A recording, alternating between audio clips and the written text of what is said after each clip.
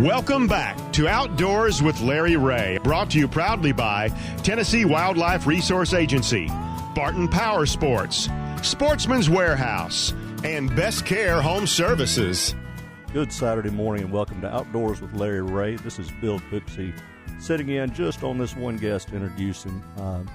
If you're a trap shooter, listen up. If you're thinking about becoming a trap shooter, listen up, because we have one of the best there's ever been. The guy we have up next, he's at the ATA Hall of Fame. He's in the Kansas Hall of Fame. He's a 10-time Grand American World Champion.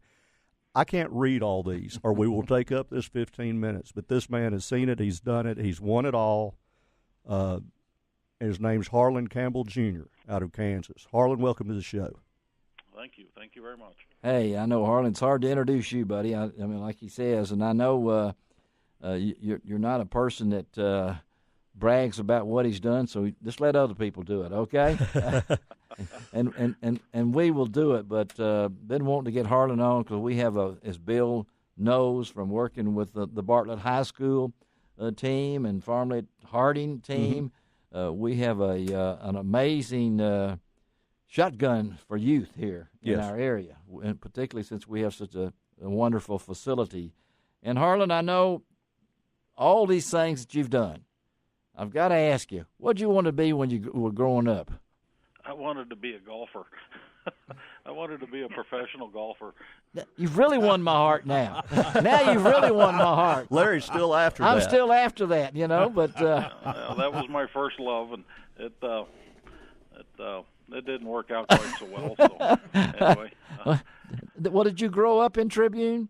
I did. I was born and raised there. It's a little farming community in western Kansas. Uh-huh. I grew up playing on sand green golf greens or sand green yes, golf course for that yeah, matter. Uh-huh. But now was way behind. So how did this develop? I know we could spend a whole hour on this, but how did you become what you are today? Well, I think the good Lord took a liking to me, but you know, in those years back when I was a young kid in western Kansas, there was gun clubs at every little town, and we grew up shooting practice and going to little turkey shoots and game shoots and that type of deal. And you know, I kind of started out setting targets for the guys, and then I found out that if I was ever going to get out of doing that, I needed to start shooting a little bit. So I got to do a little shooting now and again, and found out that I had a little bit of knack for it, a little bit of eye-hand coordination, and maybe some talent, and it's just kind of, you know, proceeded from there. I kind of grew up doing it as a young kid, as a young adult, and shot through high school, shot through college, and then after college, kind of going in through the where I'm at now until the present time. So it hasn't always been perfect, but it certainly has been a love, and I think I was very lucky. I think trap shooting chose me more than I chose trap shooting. So, well, when you look back to be one of those deals. When you look back to 1973, I think that's when you listed it all started. Does it seems like was that yesterday or? Yeah. Well, it certainly, you know, seems like it hasn't been all that long, and you know, as I've got out and started shooting more professionally, and certainly with the classes and the clinics that I do around the country, this last 20-25 years has really just flew by. I still remember those days. It was certainly a fun time in my life, and you know, one that you know, I keep going back to, and you know, some of the friends and the guys that I knew when I was that age, you know, they are up in age now, and some of them have passed on, and it seems like you know, it's always a shame when you lose those guys. Yeah.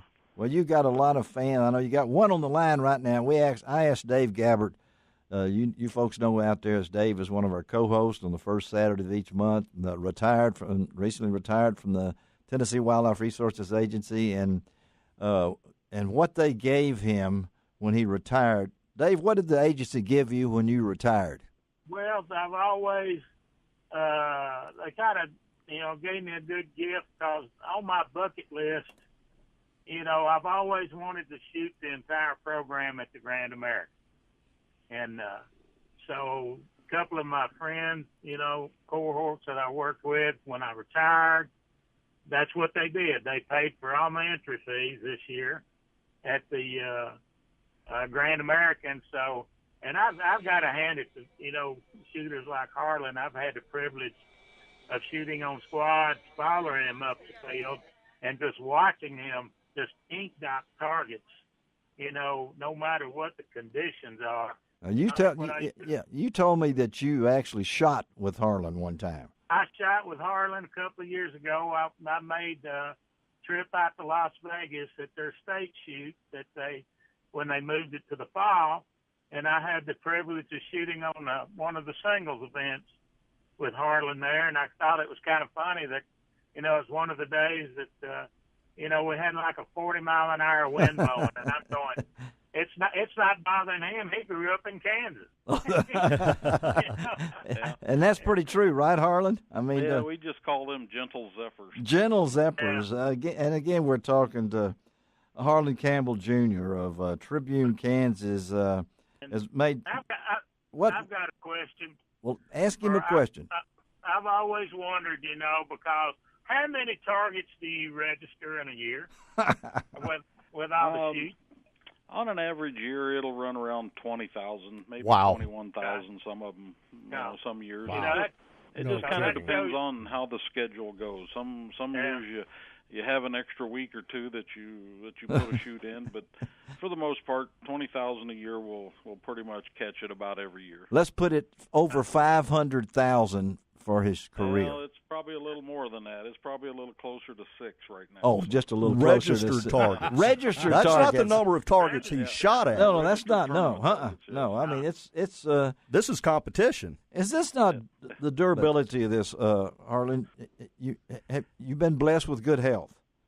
I have. I've been blessed with good health. Been blessed with good eyes, and it's as I get older. I really wish I would have. Maybe been a little more appreciative of all of those good things back when I was in my 20s. Well, don't we all? The older I get, it's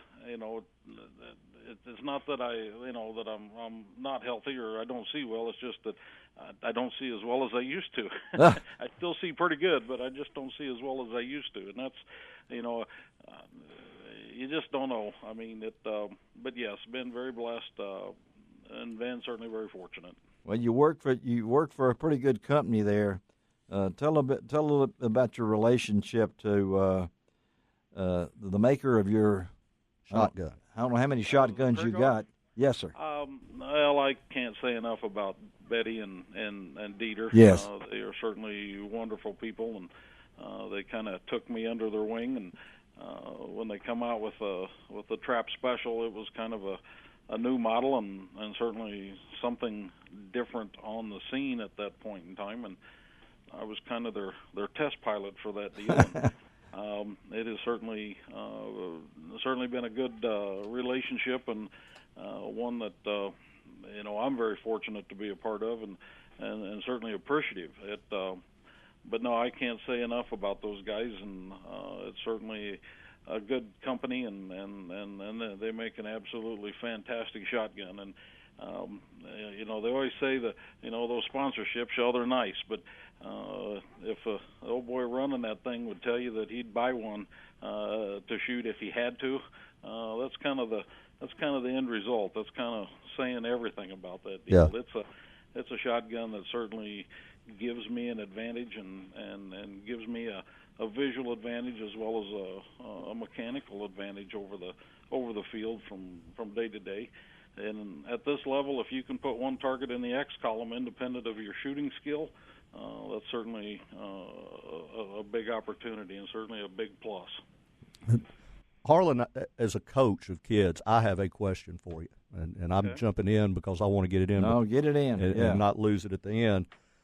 I firmly believe people of average hand-eye coordination, if they learn the game properly, they can have a lifetime of shooting pretty well, every now and then get lucky at a local shoot or whatever. You can enjoy it for life.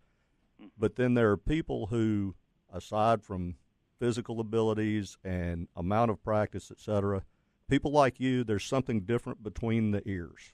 Your ability to maintain focus, not let other things intrude, one bird at a time. Is there anything you can throw out there for young people and us older ones alike Yeah. to help?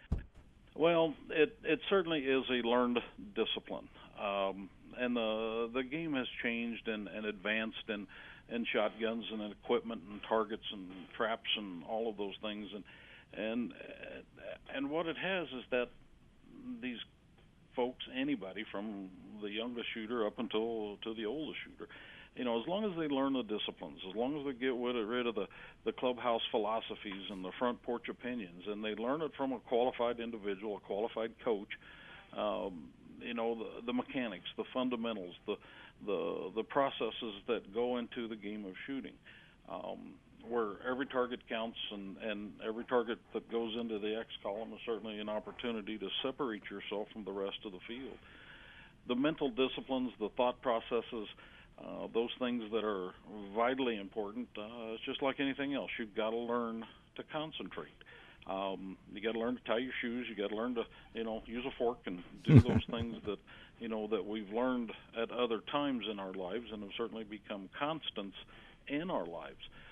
Running that shotgun, learning to concentrate, learning to, create the right thought process at the correct time. It's just something that we have to learn to do. We all have different mental mantras that focus our attention at test time or at tax time or any other things that we do in our adult lives, and it's just the same thing when you're out there on that shotgun. There's no magic fairy dust, and I get students in classes every day. Well, what's the secret? The secret is that when you step out there and you get ready to call pull, are you ready to give 110% to this target right here, right now? Because it's going to ask that and more every single time.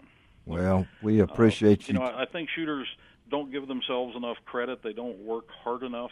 Amen. They certainly go out there with a thought of process. Well, I really hope I do good, or I wish I could shoot good. And as I tell them in class, hopes and wishes are not game plans and strategies. No.